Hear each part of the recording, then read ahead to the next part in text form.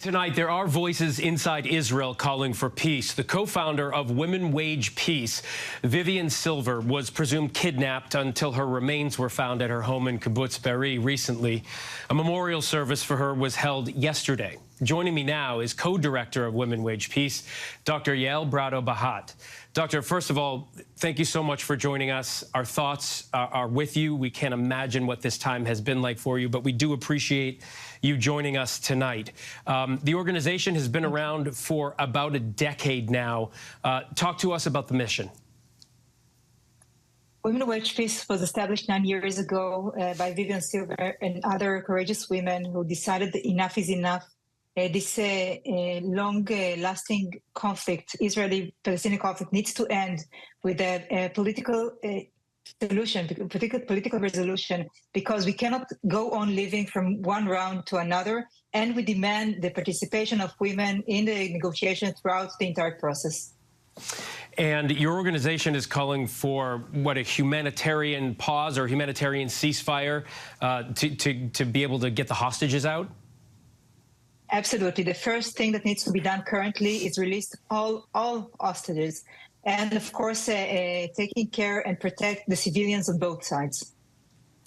Israel was attacked, of course, as you know, on October 7th, and it was the single-day biggest death toll, loss of life for Jews really since the Holocaust. It was staggering. Over 1,200 Israelis dead. In the days that followed, 12,000 people have died as Israel goes into Gaza, including many women and children. Do you think the Israeli government has crossed any line here? There are a lot of calls for a ceasefire, period, a humanitarian ceasefire, not just for the hostages to be released, but for Israel to stop its assault on Gaza. Does your organization go that far? No, we don't say anything. We don't say anything strategic. We just say release all hostages, do everything. The government needs to do everything it can to release the hostages and protect the civilians on both sides. We don't want any more injuries, and we don't want any more victims on either side. We just want the war to end, the hostages to be released, and the safety and security of Israelis and Palestinians to be achieved. And we know that this can be achieved only by a political solution.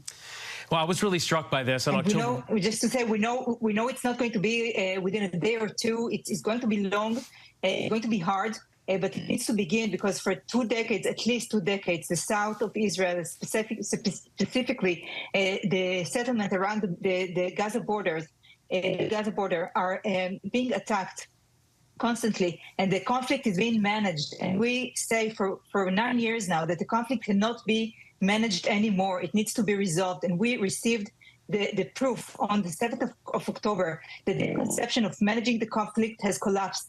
It needs to be resolved.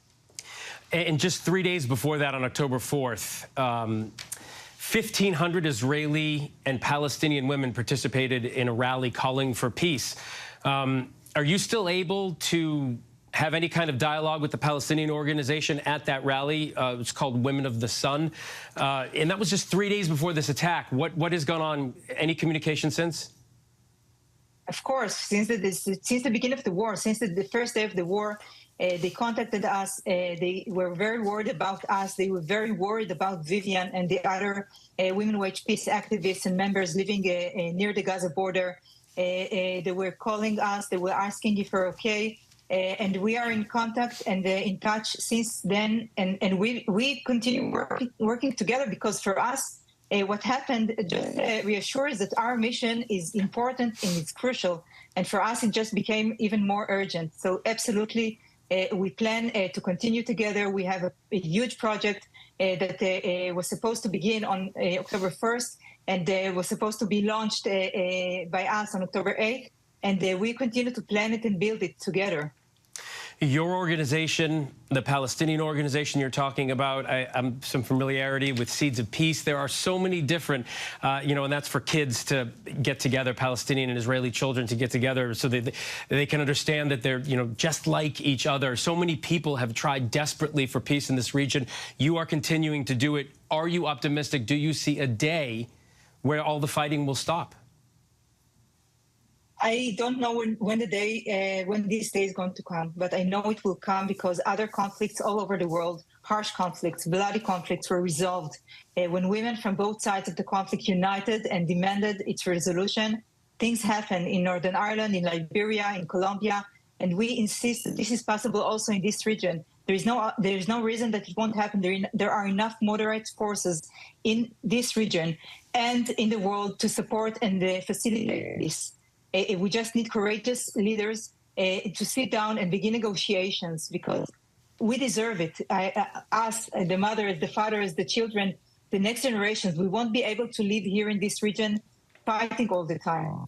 Yeah, and as you point out, the situation is just completely untenable as it stands now. Dr. Yael Braudo-Bahat, thank you so much. And again, our thoughts and our prayers to Vivian and her entire family. Thank you so much. Hi, everyone. George Stephanopoulos here. Thanks for checking out the ABC News YouTube channel. If you'd like to get more videos, show highlights, and watch live event coverage, click on the right over here to subscribe to our channel. And don't forget to download the ABC News app for breaking news alerts. Thanks for watching.